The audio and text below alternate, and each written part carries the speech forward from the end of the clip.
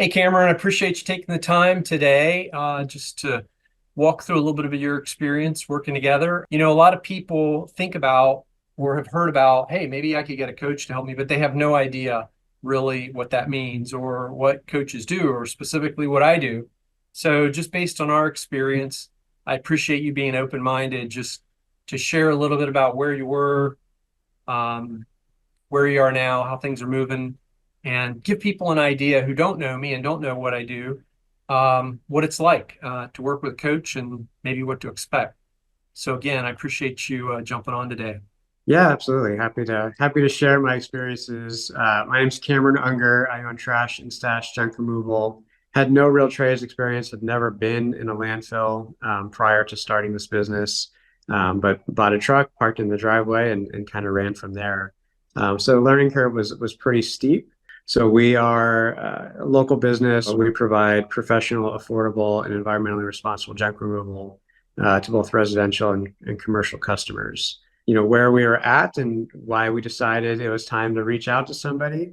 We were really excited at the beginning. It was like, oh my gosh, people are paying us money to do this. Like there's dollars coming in and our top line felt really good. Like we were looking at top line numbers going, this is great. We're making a lot of money. And then we're looking at our bank account and realizing we had no money. It wasn't, the pile wasn't getting any bigger. The debt was getting bigger, and probably didn't really have good answers as to why that was happening. And then we had a bit of a wake up call where at the end of last calendar year, we're sitting with our bookkeeper and we're looking at our numbers, and they literally said you have a negative net worth, that your debt is more than what the company is worth. And so I was like, oh my gosh, for the last 3 or 4 years we've been doing all this work and have nothing to show for it, which didn't feel right. I don't Yeah. believe that is true. But I could have quit at that moment and had less money than they started with. And that was a very scary proposition, and realized we had to get serious about correcting that if we were going to live to make it to the end of the next year. And so that began our exploration into working with you, Mike, and what a coach could do for us. We were talking a little bit earlier, and you had mentioned that before you hired me as your coach, you had tried another approach, not necessarily the coaching, but you want to talk a little bit about that? So when I started the business, it was COVID, and so there's a lot of my peers who were out of work like me. We are all former events people, and so I brought in people who were sharp, who had opinions that mattered to me, and so included them, in our business. And most of them didn't work out for various reasons. Some of it was a hobby, and they felt like it was fun while they were out of work, but needed to pursue other things. Right. Some of it was conceptually they liked the idea, but the practicality of doing blue collar work and the things associated with that were maybe not what they expected. But I did have a couple who hung around, and so one of them eventually, sort of grew into our director of operations position, and he did not have an ownership interest in our company. He was excited to play the part of an owner and eventually grow into that seat. Although the idea of buying or paying for equity was maybe not something that was real. Mhm. But I treated him like a partner, even though he was an employee. And so I think that put him into a awkward situation, in that here's an employee collecting an employee's paycheck, but is being exposed and treated as if he's got equity. Yeah. Um, and so I think it was just confusing. I think it was misplaced, not misplaced trust, but misplaced responsibility. Um, And that and happens fairly commonly. It's not an uncommon thing that when we need help in an area, sometimes we'll put more on someone than they're really ready for or might make sense at the time. Yeah. Yep. Yeah, it's almost a crutch too, because it's like, I mean, even in this conversation, I've used the word we a lot, and we is a royal we, but in that sense, you had a literal we where it was like we're making decisions together. And so if you weren't always confident in the choices you were making, you felt like you had somebody who could support that, or I realize I'm responsible for the weight of every decision, and ultimately I bear the consequence. Right. But there was there was a feeling of support, whether that was real or not, and that was misplaced in that particular situation. You'd mentioned earlier that, when you got to the point where you had that meeting with your accountant and things were negative, cash flow and profits were negative when we started working together. Is there anything else that was going on? I can't think of anything, but anything else that was going on that was really in your mind at that time that you needed to get a handle on? No, I mean, I think in our business, people and managing teams and crews is one of the things that we're always going to have to navigate, and there's always a Right. challenge. We were pretty fortunate in that we have turnover, but we don't have turnover that's consistent with the rest of our industry. We're relatively stable. So managing the crew is, an ongoing challenge and probably something that played a little bit of a role, but it really was cash flow, Right. having that realization that, and it wasn't even I remember having a conversation with someone saying, "Hey, we got a cash flow problem." And they're like, "You don't have a cash flow problem, you have a profit problem."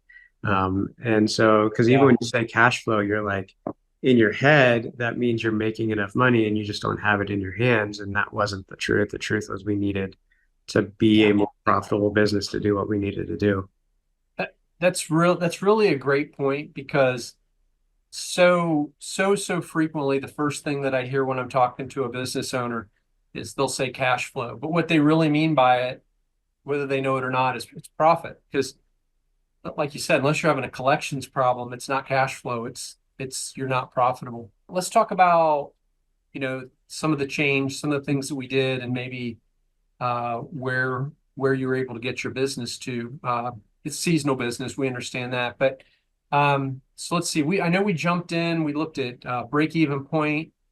We looked at debt structure. We really went through all your P&L for months and months just to figure out what the core issues were, right? Yeah. Yeah, I think having a real honest look at our P&L was the first step. And we'd had that kind of, come to Jesus moment at the bookkeeper where it's like we got to get serious about the bottom line because the Yeah. top line can stroke our ego all we want, but let's really humble ourselves to what's going on here. And so we were open to that sort of analysis when we started working together, but then getting into the numbers and understanding them, figuring out what they're telling us, both good and bad, like where are the Right. opportunities, where are the things that are really Yeah. causing problems was the first step. And how to course correct. So increasing our prices, cutting down overhead, and then really managing the debt. And so by managing the debt, we talked about how do we restructure it, with some consolidation opportunities, and then recognizing that debt, whether it's company debt or personal debt, is debt, and taking the personal savings, cash and reserves, and using that in an effective way to get out from underneath some of that, so that we Yeah. can have positive cash flow, that we are profitable, that we're Right. not putting ourselves in a position to bury ourselves again. Right. Been a big part of our relationship. Yeah, that you made some really smart decisions in that process. So I'll even correct myself a little bit. Cash flow is beyond collections because what so many people don't think about until they really sit down and measure it is you have your income, you have your expenses, but then payments on any type of debt service, personal or business, that aren't leases, those don't show up in your profit, but they sure need a check every month. Mhm. So the only part of those that are expenses would be deductible interest.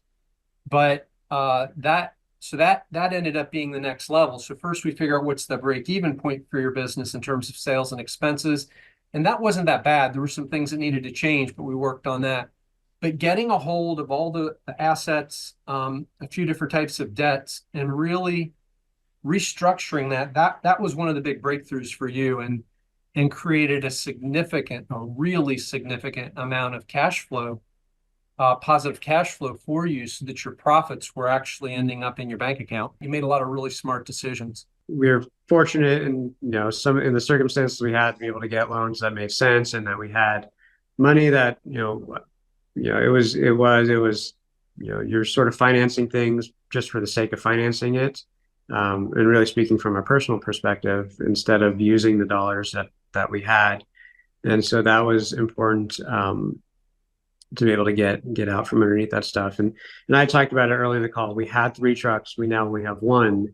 And so being intentional on a contraction strategy, because we could justify the existence of those additional trucks, but they came at a very high expense, and we weren't really helping us from a sales capacity standpoint. And so Right. once we recognized that, we could eliminate the overhead, become much more efficient. And the overhead was not only truck payments, it was parking, it was insurance, it was Pairs. repairs, it was labor to run those trucks.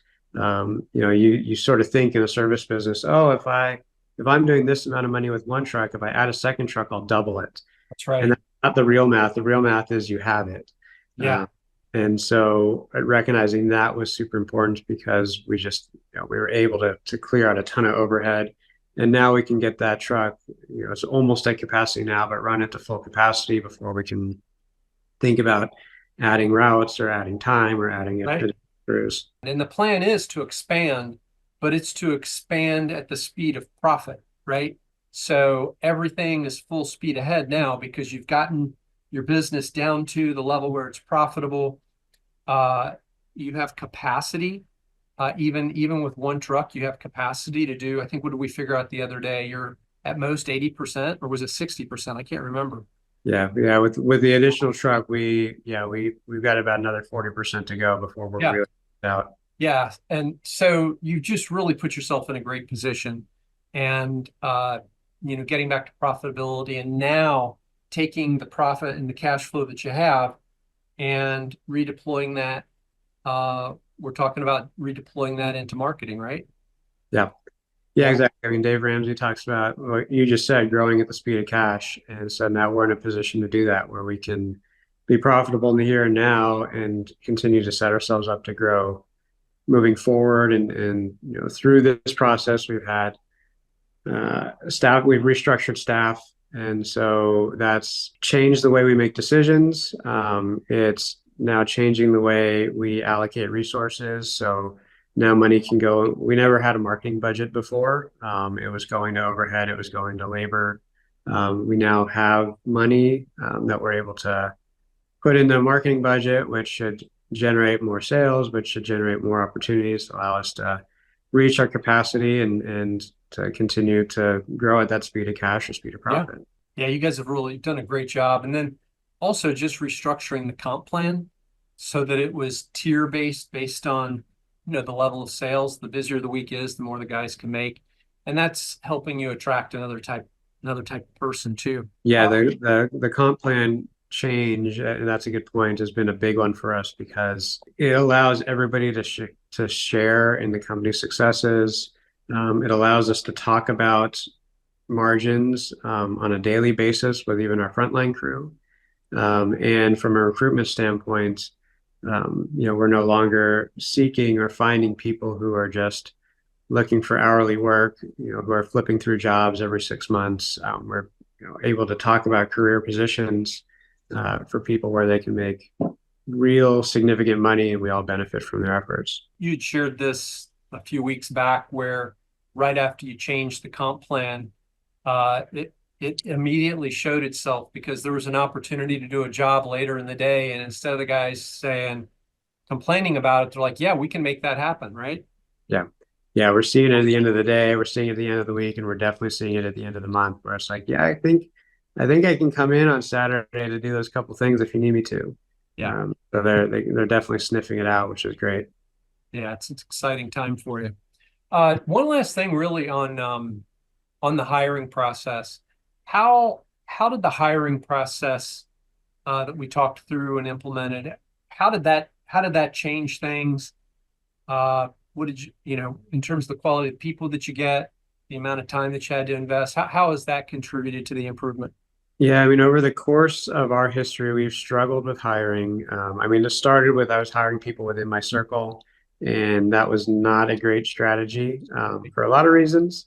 And then when we expanded out of that, we were really sort of uh, hunting Indeed, hunting Facebook to varying degrees of success. We'd have people who would, I mean, and we sort of rotated between, do we overinvest in people? So we have this candidate we meet on Indeed and we throw everything at them. Hey, like come here, here's your uniforms, here's this, here's that, here's this. And then they don't show up. And now you've got a lot of resources invested in somebody that, wasn't heavily invested, or do you not throw a lot of resources and let them show their commitment and then you invest more heavily in them? But now you've got somebody who's not quite fully read in and you're sort of waiting to see who makes the first move. And so those weren't super effective strategies for us.